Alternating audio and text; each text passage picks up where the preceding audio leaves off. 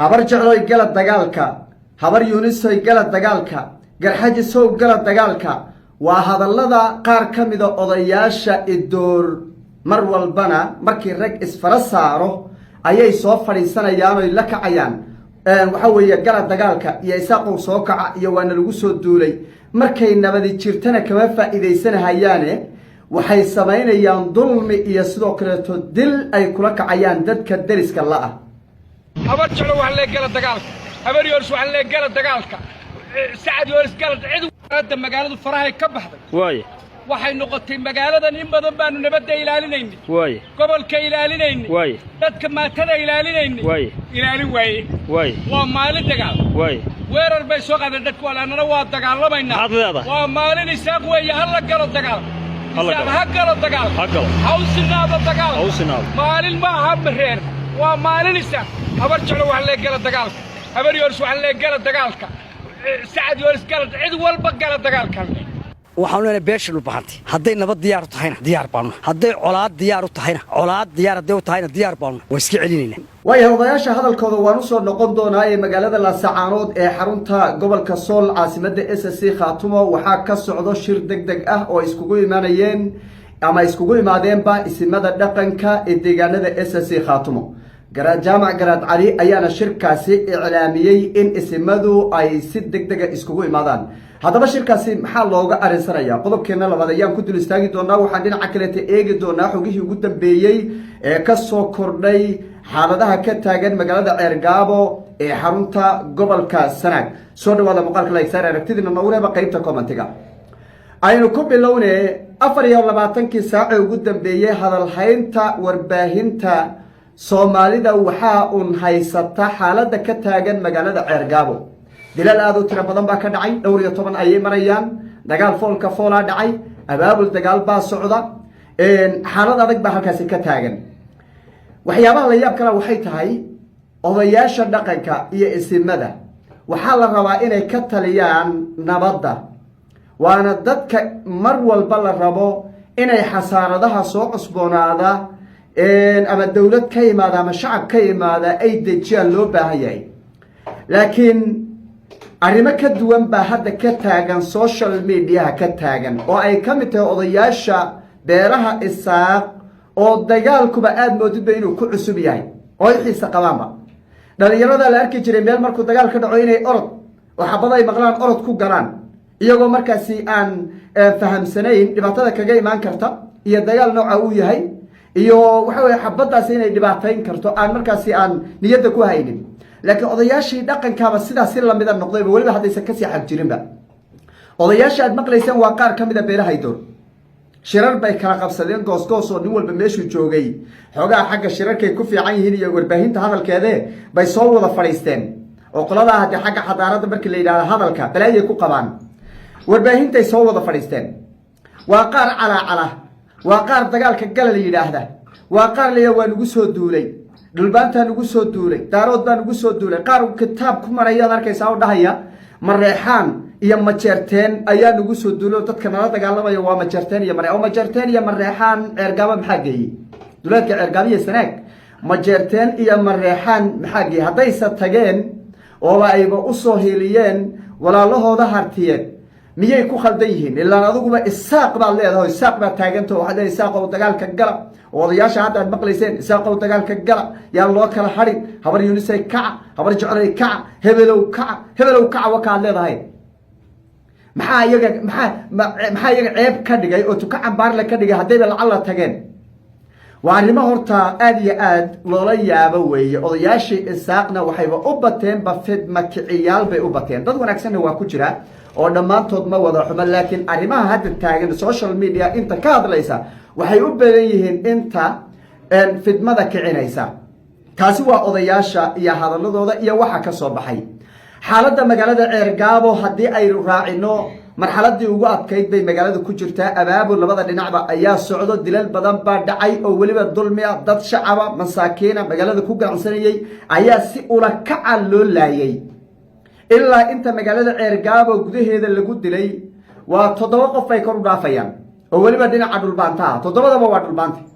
habeenkii ugu horeeyay Sheekh Salmaan baa la dilay raggii la dhaawacmay mid baa dhintay afar maanta la dilay ku kalena hadda la sheegay oo daqiiqada ka hor la leeyahay nin kale haddana hadda la dilay hadda way yahay haddii adigii aad dadkii aan hubka wadanin ee banaanka birmageydada ee haaye waxa weeye iska ganacsanaya aad laynayso sidee baad amni rabtaa inaad ugu noolaato waa maya dee anigana ninkaadaan dilaya oo adaan ku dilaya ilana joogoo dilka igula joog waa caqliga idoorka waayaha laga bartay wey caqli idoor wey caqli soomaalida dhexdeeda ka jira ma haddaad disho waan ku dilaana haddaad waxa weye amni rabta amni baan kula rabaa laakiin inaad afka baarkiisa iga tustood markaan waxa weeye aad hoostana iga layso hadhowna aad tiraahdo nabad baan rabnaa aad ku calacasho ama aad tiraahdo waxa weye waana lagu soo duulay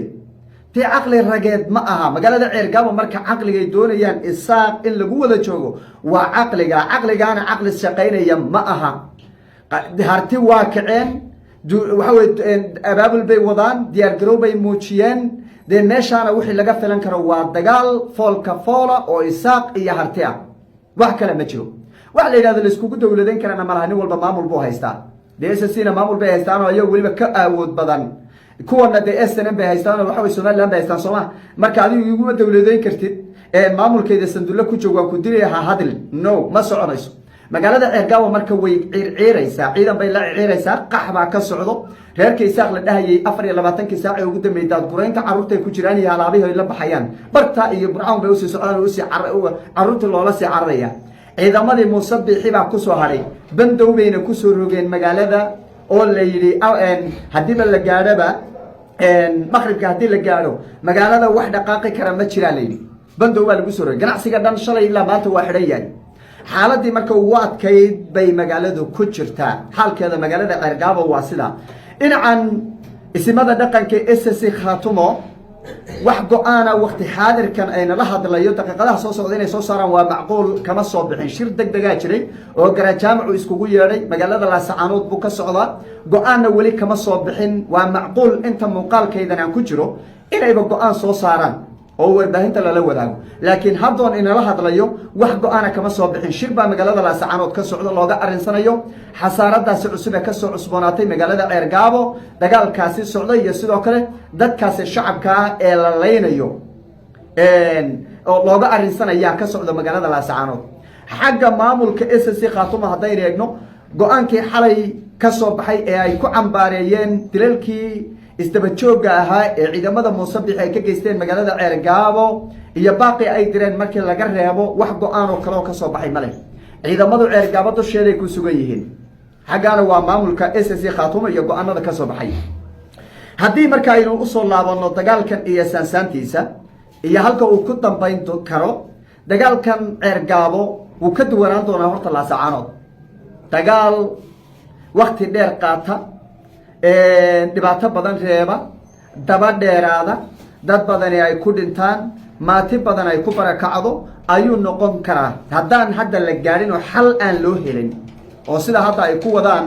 maamulkii ka arriminaya meesha iyo beesha isaaq ay ku wadaan haddaan wax laga bedelin dagaalkii Laascaanood ka daran ayuu noqon karaa maxay tahay sababtu dee Laascaanood lama wada degaynin reer baa degahayay jabhad soo duushay baana lala dagaalamay madaxana laga guray oo waa laga adkaado hal mar baa laga saaray laakiin middan waa magaalo la wada degan yahay deegaan waxa weeye daris dhinacyo badan daris laga wada yahay oo waliba xuduud dheer daris lagu wada yahay weeye marka way ka duwan tahay magaalada Laascaanood marka dhibaatadeedu way ka badnaan doontaa magaalada Laascaanood dhibaatadii ka dhacday haddaan xal la gaarin weeye oon xal la helin xalkuna muxuu noqonayaa xalku wuxuu noqonayaa inay isaaq hadda gacanta ku haya maamul ahaan ogolaadaan magaalada laba dhinac in waxa weeye labada maamul ay kala maamulaan labada qaybood la kala maamulo waa inay ogolaadaan sida gaalkacyo kale hadday ogolaan waayaan oo arrintaasi ay diidaan oo ay ku adkaystaan inuu awood la isku maquuniyo oo meesha dagaalkaasi u dhaco ay ku adkaystaan dee waxaa imaanaysa inuu dagaalkuna daba dheeraado rag badanna lagu waayo dhibaato badan ka dhacdo qaxa hadda maanta socdee carruurtii la dadguraynayo ay sii xoogaysato la iskaga daba tago tuulooyin kale oo magaalada la iskala baxo dhinacii markaa dee awood roonaadaba la iskala baxo ayay noqonaysaa taasi marka dhinacay u roon tahay ilaahay baa garanayo guushu ay raaci doonto waxaa loo baahan yahay marka in caqligu uu soo laabtaa loo baahan yahay weliba gaar ahaan isaaqow caqligiinu ha shaqeeyo magaalada Ceergaabo waa magaalo sanaag ah waa magaalo la wada degan yahay cid walba waa lagu la degan yahay la deganida iyo waxa weeye in lagu la degan yahay ogolow oo ixtiraam dadka in la degan hadii la ixtiraami waayo cidina kama awood badneedina gacmahana la isla galiyo tan hadda taagan iyo tu ka daran bay yay dhalaysaa waana la ogsoon yahay cidda berito carari doonta waa la ogsoon yahay xilligan oo dagaal uu bilaaban bad bilowdeen marixaan baan ugu soo duulay iyo majeerteen baan ugu soo duulay iyo daarood xabad kama harin iyo waana lagu soo duulay aad bilowdeen iyo siyaad barraa ciidan meesha kaga tagay arintan marka hadday dhowdahay dagaalkan hurintiisa inta joojisaan waxa dadka inala degan magaalada ay codsanayaan aqbala oo dhageysta oo xal noocan ka duwan keena ayaa leenahay